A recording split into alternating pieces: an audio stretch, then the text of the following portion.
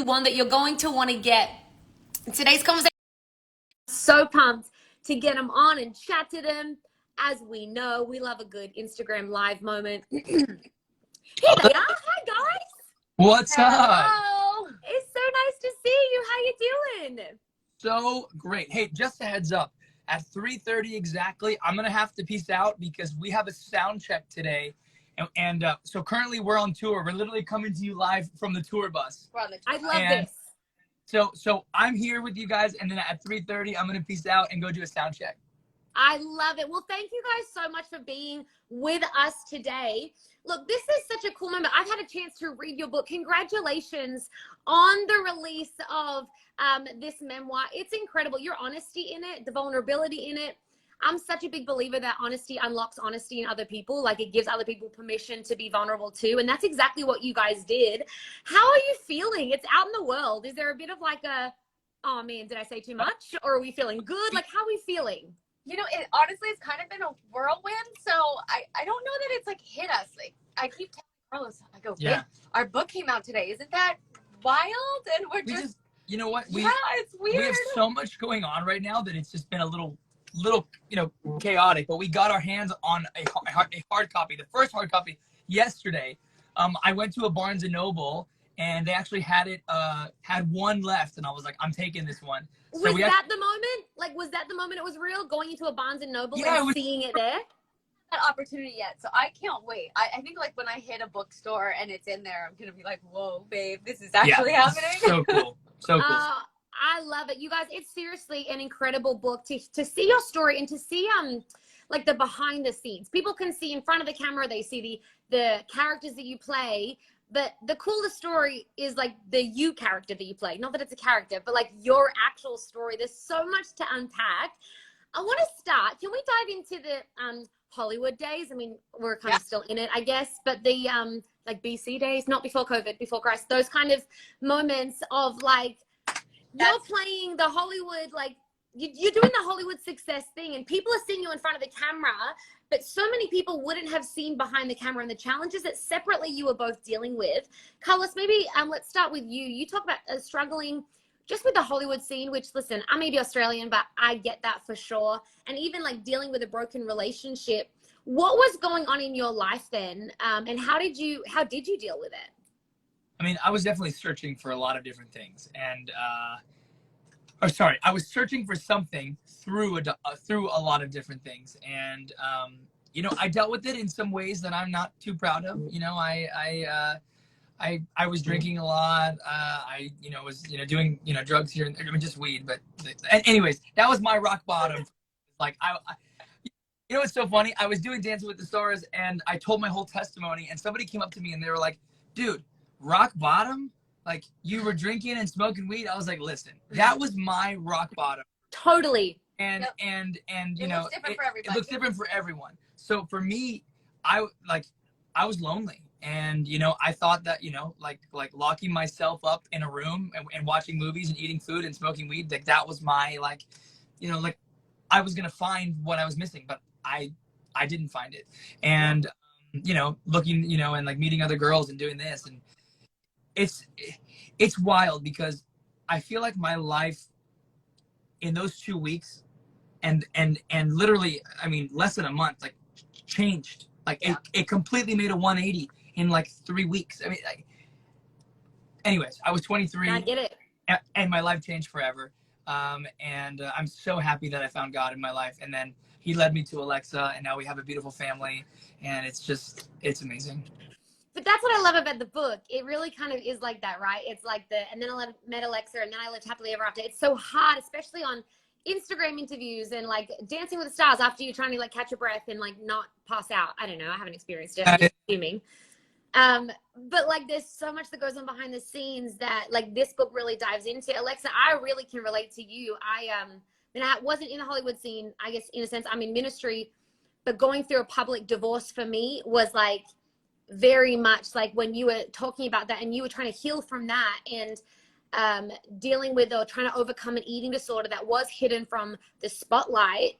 How did you feel when you were coming into the spotlight, kind of answering interview questions, knowing all of these things that you, in a sense, weren't talking about behind the scenes?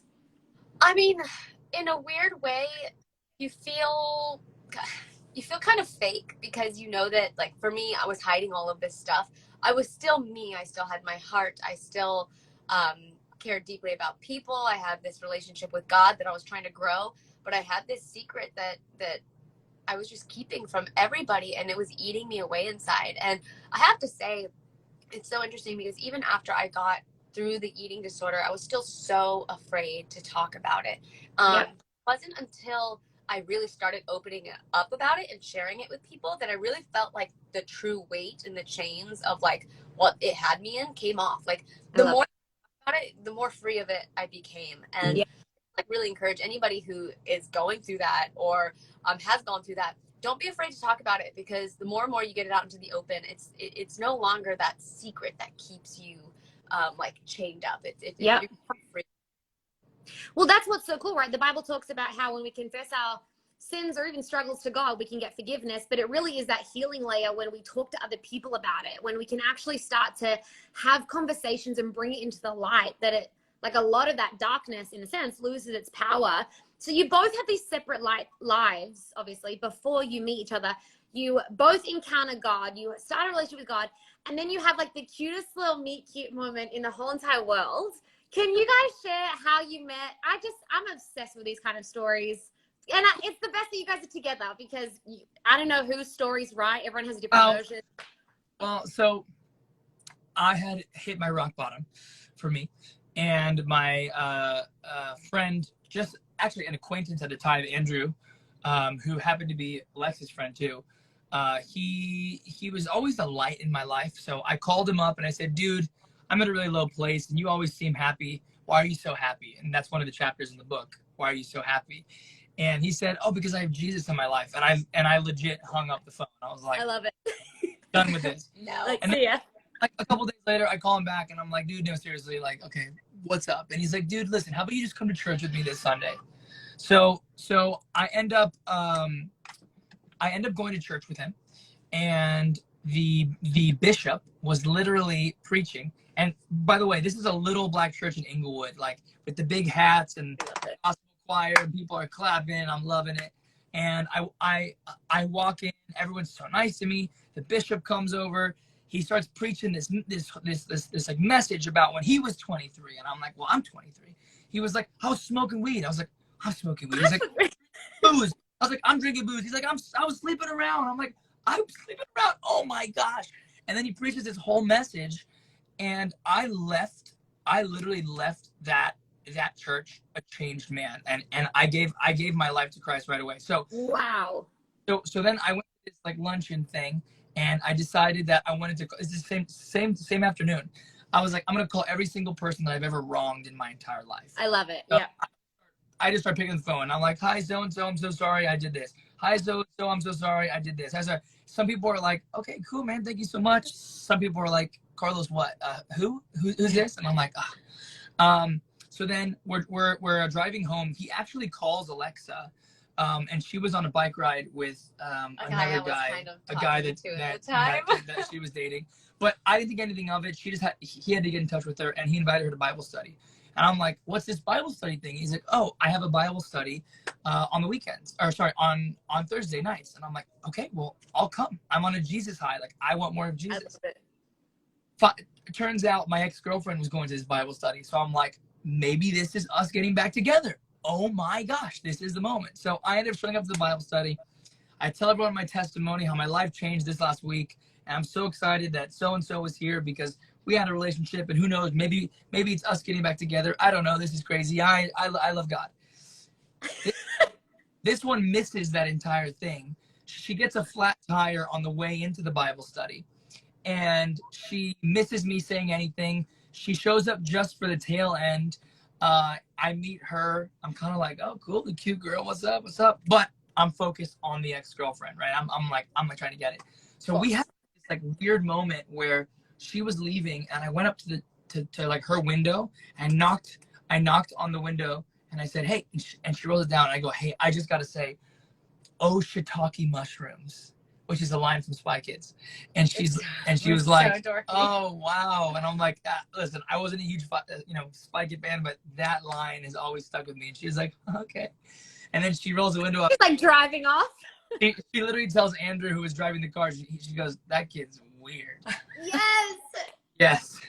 And then we had a nice little moment after that. But that was literally how we met. Like 20-minute version of how we met. What do you mean 20 minutes? That was like 3 minutes. I loved it so much. What an opening line. You know what? Do you guys really want to talk to Alexa? It's probably just me. Hello, everyone. No, Alexa, I want to know from Alexa. Carlos, move over. Alexa, when did you move? Moment. I want to know when Alexa moved moment. from like. Wait, what? I was cracking up because she said, tell me about your meet cute moment. Well, we gotta have context. But listen, the backstory is so important. Listen. It really is so important. And you'll get all of this in the book, obviously. Alexa, I want to know when you moved from like, this guy's really weird, why is he quoting lines to me, to like, this is the guy. Because obviously going through heartbreak before, going through traumatic experiences before, you were probably like, I don't know who I can trust. I mean, I'm not putting words in your mouth, but when did you know, oh, this is it? Yeah, I was not looking for, I was married before, so I was not looking for another husband. I was just really looking to further my relationship with God. I walk in there, I will say this, he was so fun. He had this really fun personality that was hilarious. Even though I was like, that guy's so weird. I didn't necessarily in a bad way, because I'm equally as weird, so it's almost like a compliment. So I just kind of enjoyed his presence, but I refused to believe that I really liked him. And I did. Like, I really ended up, like, just, like, falling quickly. But I was like, I can't. Can you blame her? Oh, Just kidding. I'm kidding. Yeah, I'm he is kidding. kind of cute. He's kind of cute. You guys are adorable. And then y'all went and combined your surname. This is the first time I've heard of this. I didn't know you could do that. Yeah, us neither. Oh, my gosh. Turns out. I don't even know if what we did was legal, but right, but sick. But we just figured, like, we both were already in the industry. Our people, our teams were giving us a hard time about, just wanting to do everything together and changing our names in general. So we were like, well, we both come from kooky families. We should try it. Like, if we can put Pena Vega down, we should just create a whole new name, start a whole new generation of people. So we're literally at the county office, and he's like, okay, who's taking whose last name? So we fill it out as Pena Vega, and I even dropped like my mom's surname because I didn't like it in my name. It was just too long because some Spanish people have long names. We have long names. So I submit the paper, and the guy's like, Pena Vega, that's cute. Stamp of approval. Once you have a marriage shirt, we were like, okay, let's go change our IDs. Just went to the DMV, we changed IDs. Once we had that, we said, let's change our passports. And then it was like, that was security. And now we're in Vegas, and it just happened. And everything we do now is Pena Vega. Pena Vega. It's crazy. Now it is. Look at it. Every step of the way, you were like, are we still allowed to do this? We still don't even know if it's legal. We're Pena Vega. There we go. I guess also, like I said, I don't know if it's legal, but, that's our name. Watch now. Social Security is about to call you. No, it's totally fine. You guys, what is like your story? So much of it is your relationship with God and how that journey not only brought you guys together, but changed so much of what you were searching for before, what you thought you were searching for through different things. What do you think is the biggest difference between what you were searching for before and what you discovered as your relationships and your discovery in God grew too? I think, I became just more content with not needing outside.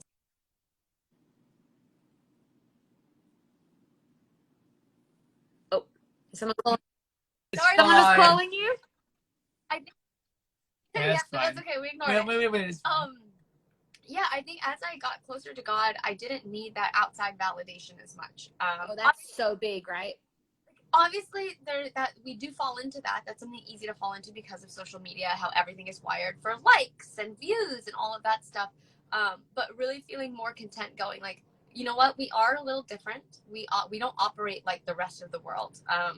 And that's okay. Yeah, We're and that took a lot of time though. Yeah, that's important. Of just being like, hey, you know what? We're different, and that's okay. That's fine. Mm-hmm. Like there's that journey, right? that journey is not I met Jesus and now I don't need validation from anybody. Like, that's important to say, because it's that like continual process. Yeah. Yeah. And I mean, honestly, any validation that I get from Alexa. And also she'll tell me if something doesn't look good or if I sound terrible. Or you know what? The other day she goes, I have a critique. When you perform the song Honey, you guys do this move, and to me it looks like a grandpa move. Well, it does look like a grandpa move. What if you touch your body? Wait, who's calling you again? What's happening? I low-key want to see this grandpa Schedule, move. guy. I low-key Oh, the grandpa move? He does, like, the people can decide. It's not a grandpa move. It's not a grandpa move. It's kind of a grandpa move. I mean, listen, girls stick together, bro. Sorry. I think I'm with Alexa. I mean, don't even have to see it, you know?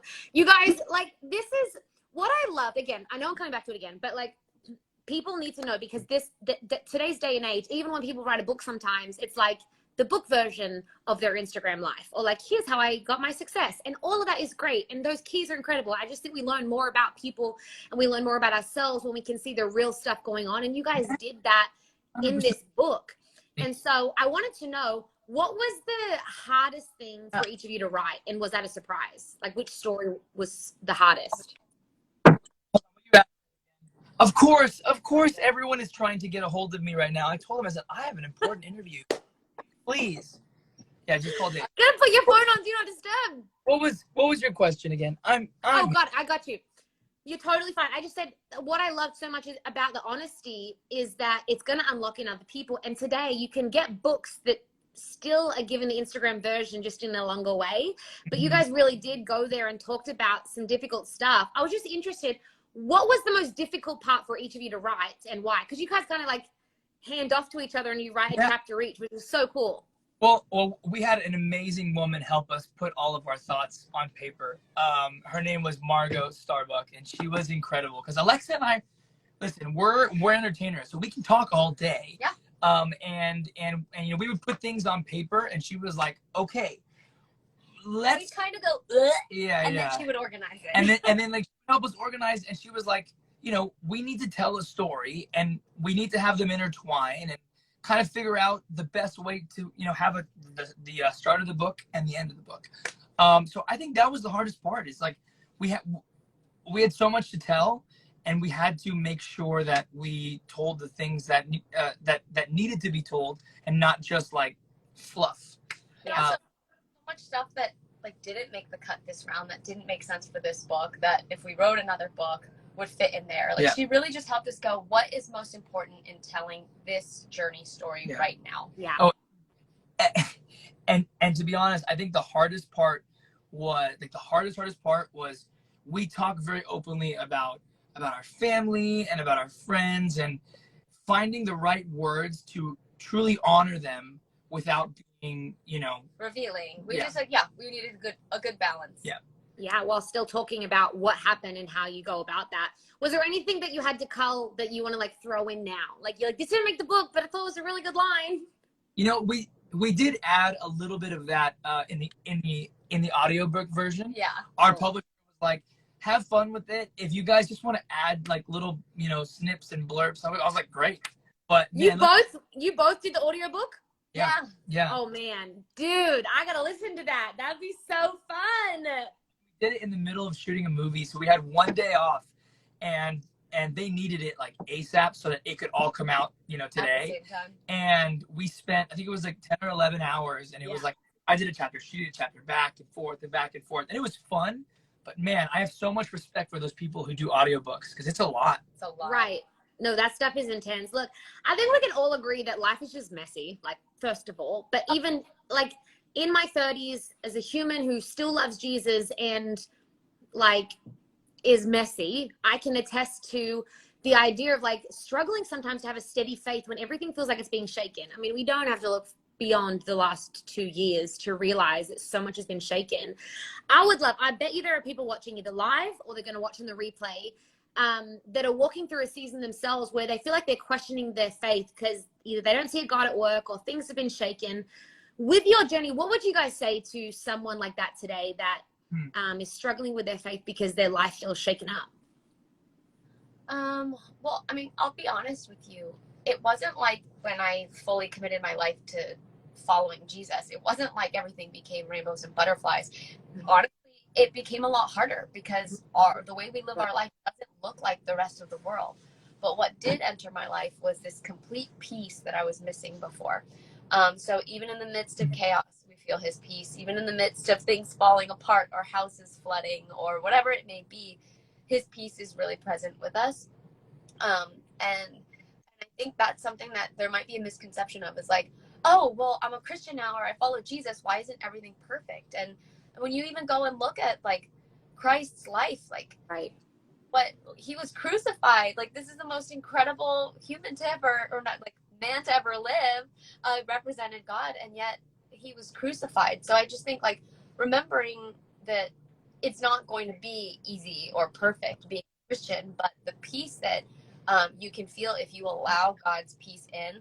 Also, he will turn anything into a testimony. I mean, the fact that our lives are like the biggest testimony, like coming out of an eating disorder that could have been the thing that just wrecked me and destroyed me for the rest of my life. Instead, I gave it to God and he turned it around and he made it this tool that I can now talk to people about and show like the redeeming qualities of what he did in my life because of something that was like so terrible. So this was a long way of saying, give your junk to God because he will literally turn it into gold. I love that. I love that. See, look at you giving the long version and the short version. Look at you go. You guys are amazing. How'd you land on the title of the book? What if love is the point? Well, it was originally "What's the Point?" and it came from I love like that. 7-8 years ago. We wrote a one-page doc, and it was just a bunch of questions like, what's the point of marriage? What's the point of failure? What's the point of sharing finances?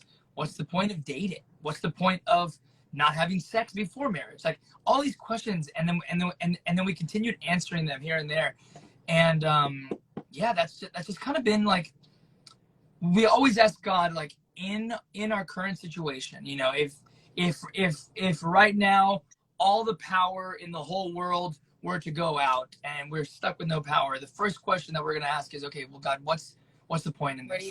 Like what are you trying to teach us right now in this? Because it's got to be something, you know. And that's kind of where it all came. And then our publisher was like, we kind of want to make it a little more, you know, upfront. I'm like, I was fighting. I was like, I love what's the point? And they're like, okay, but what if love is the point? I was like, I could work with that. We'll do with that. I love that. I feel like you would be passionate about the title and the way things go, and it makes sense. That totally makes sense. Okay, so then you guys, I know you have to go. We have sound check that we got to get to. I totally get it. What are you both? I don't like when people say like, what's coming up? Like, what are you working on next? I feel like it promotes this like it's never enough like thing, and I hate that. But what are you both most looking forward to right now, just in your lives in general? Well, we're currently on tour with Big Time Rush. That's so exciting. We're playing Philly tonight, playing Madison Square Garden on Thursday, which is crazy. So fun! List for us. And then we have today's show 5 of 44. So this summer is going to be complete Big Time Rush touring. That's a lot. And then, you know, we have a couple together projects that are going to get announced soon. We can't say what they are yet, very but soon. I'm really... And I can say one of the projects, we have a kids book coming out in October. Yeah. So fun! Is that also like a what if love is the point? Or did you get to call that one What's the Point? No. That one's called Ocean's World. And I had this idea like 8 years ago, and I just kind of been like, or not, sorry, 5 years ago. Pregnant with Ocean. 5 years ago. My 5 years ago. And I've been just rolling with it, and we finally got to make a book, and it's just it's really cute. I love getting to interview couples together because one of them makes sure the other one's telling the truth. What are the kids' birthdays? I know them all, okay? What are their birthdays? Hold on, you know what? I just want to add something. Christianity is not convenient. And I feel like people like they get frustrated because they're like, this should be convenient. And anything in our life that has been worth it That's so good. Right? And it can be as simple as like, we're on this diet right now. It's meat, fruit, and honey. We're just trying this like animal-based diet. And it's been great. I feel amazing. But it's a lot of work because we have to I literally pull the grill out. It's outside the bus right now. We cook our own meat. we get some fresh fruit, and we do it, right? But it's so much work. But the reward afterwards, Come on. Yep. we feel amazing. I have food for 2 or 3 days. Like there's so much more after it. But getting to that point, it just takes so much work. The convenient thing would be for me to go into catering and just eat whatever they had. But then there's a risk that I might feel sick. I might, get bloated. I might get this. Or that it's going to affect you a certain way. Right. So it's like, I really believe that the things that are really worth it are not convenient, and we're supposed to fight for it. Yeah. I love that. Listen, you don't have to fight me on that one. Like I so agree with that. Anything that is worth it is it's gonna cost us something, right? And when it comes to having faith, and when it comes to actually being rooted in like what God's saying and trusting in that, like it's not meant to be easy. We're not meant to change it to what works for us, because if it was gonna change to what worked for us, we tried that before, like turns out it doesn't work, So I love that. Thank you for saying that. Okay, you guys, y'all got to go to the sound check, honestly. But she can stay. You can stay. Well, listen, me and Alexa can have a great time. You get out of here. No. I'm sure she would love for me to go and let her talk. That is not true.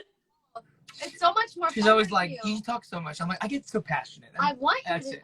No. Listen, I was just saying that you had a long-winded version of our meeting story. I misunderstood the question. What's the biggest thing you've learned in marriage? Give me your number one tip. Oh, it's so cliche, but communication. Communication and sleep. Oh my gosh. Okay. Communication. Yeah. Always make sure the wife sleeps. We're still working on We're that. still working on that. It's a journey. Okay. I would say communication. That's been the biggest thing, and I think we've been doing a really good job of that. I mean, dude, and again, it's like people think I'm married. No, marriage is work. Mm-hmm. And if you want to have a good marriage, you got to work at it. You got to put in the work. You got to put in the or the effort. You have to put in the effort. Yeah, but you still got to flirt, still make it fun. Me, huh? I always flirt with you. Get out of here. But it shouldn't be like marriage in the world has become such like I'm married. It's like, no, dude, I'm married. I get to see this girl for the rest of my life. Yeah, like, how cool. Like, I think that we just got to shift our perspective. Like, our world, especially here in America, we got to shift our perspective of like, marriage is beautiful. Marriage is holy. And there's something really special about choosing that one person to spend the rest of your life with. Oh, babe. You guys. Just blacked out. I love this. You guys. Well, that's the thing, right? Because you said before, you were like, Christianity's not convenient. And I feel like that's a message to, everyone. But even that marriage doesn't just happen is actually a really good message for like Christians sometimes. Like, especially young Christians that are like, if I just get married, everything's going to be great. Yeah. It's like, turns out, like, no, like that's any relationship that's worth it. Year 1 might be great. And then year 2, 3, 4, and 5, those are the building block years. Yeah, you're building a foundation. We're on year 9 right now. And I can tell you, like, every year presents its challenges, but man, we just get closer and closer and closer. And like, we were not built to do this alone. Mm-hmm. So I could not do it. I love that so much. I'm going to go to sound check, and that's all the wisdom that I'm going to leave you with tonight. I love it. You guys, thank you for chat. I have one more question for Alexa, and then I'm going to let her go. Ask her like 20 questions. I got 20 more questions. Let's go. Favorite color, love language. All right, here we go. Purple and yellow, love language, not acts of kindness, words of affirmation. There we go. Words of kindness, all of them. People ask me, I'm like, I'm all of them, I think. Can I be all of them? I think I'm all of them. I'm that person. Okay, I have a question. I ask everybody this in all of our conversations at Lightworkers. Our whole thing is just spreading light. And I love that the title of the book is What If Love is the Point? Because I think sometimes we overcomplicate just everything. And we oversimplify the things that should be a little more complicated. Just what Carlos was saying about like anything worth it is going to be sacrificed. We don't like that word. No. I love asking people like, what's a piece of light that you've heard or experienced recently that you could share with people, whether it is a scripture or a song or a quote or had a story, interaction with someone, that you could leave us with a little bit of light today? Okay, I feel like this is just can be used in every scenario. For me, when you really focus on God in any relationship, whether it is in your marriage, in your friendships, in your family relationship, whatever, like in your life, when you're really focusing on God, everything can be chaotic. It doesn't matter. But you're running in that direction. And for me, having been in a marriage where we did not come from, like I was not in a Christian marriage before, and I am in a Christian marriage now. When things got chaotic, because God wasn't at my center, I was running all over the place. He was running all over the place. We kept missing each other, and it was just a mess. Me and Carlos, we're both running in that same direction, both running towards the kingdom, right? And chaos is happening around us, but it doesn't matter because we're both in that same race headed towards the kingdom. And to me, I feel like if that can leave you with any wisdom, it's like when you keep God at your center, it doesn't matter what is going on around you. Your line, honestly, just stays straight. And like there's squigglies all around you, but it doesn't matter. Like your line stays straight. And like the same thing with your whole family. Like I just feel like your family line straight. I love that. I lied because I said that was the last question, but it's not, because as you were talking, I have more questions. As someone, like I said, part of my story is that I went through married and divorced in the same year in 2017, which was rough. But I have had so many messages lately from women specifically who are going through currently a heartbreak or a divorce, or I don't know whether it was COVID, I don't know what it was, but it just seems to be a bit of more of that these days. And a lot of people are asking me the question of like, how do you recover from that so you can trust someone that is good, that God did bring along? What were some of the obstacles that you had to personally overcome when you and Carlos started dating, that whether through faith it helped you do that, or what were some of those things that you had to overcome? Honestly, myself. I was my biggest hurdle. And I think a lot of that was just ideas of what I thought I wanted in a person, ideas of like expectations versus godly expectations. Just reworking my idea, because again, like the world teaches us how to date, the world teaches us like what love should look like, everything, and like really that's not how we're supposed to be viewing love, marriage, relationships. We're actually supposed to be going, and it feels difficult for a lot of people, because I know the Bible feels archaic, but put on like fresh lenses and give it a new perspective, and like look at it, and when you read stuff, really put it in today's time. I really do feel like it withstands the test of time. It's not something that's archaic. It's something that like works forever. And that's why I love like biblical truth so much. So for me, I would say really look at what the Bible says and how God views you and how God views all his children. And the biggest thing for me was Carlos was literally everything on my no list. And it's hilarious because if you look at both of us, like this is me, he's the opposite, but we filled in all the gaps for each other. So like all the stuff that I was like, no, God's like, actually you need that, so he's gonna fill in the gap here. I love that.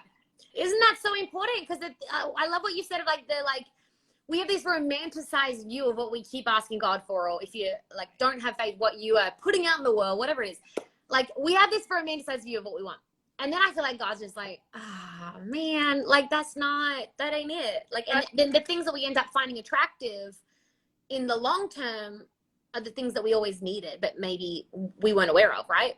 100%. And yeah, so I would just say, like, for me, my biggest hurdle was myself. And I feel like a lot of times that's how it is for most people, is once you die to self and like give yourself over to God, it's just like your eyes get open for the first time and you're like, what rock have I been living under? I was missing out on so much because I was the one holding myself back. Right.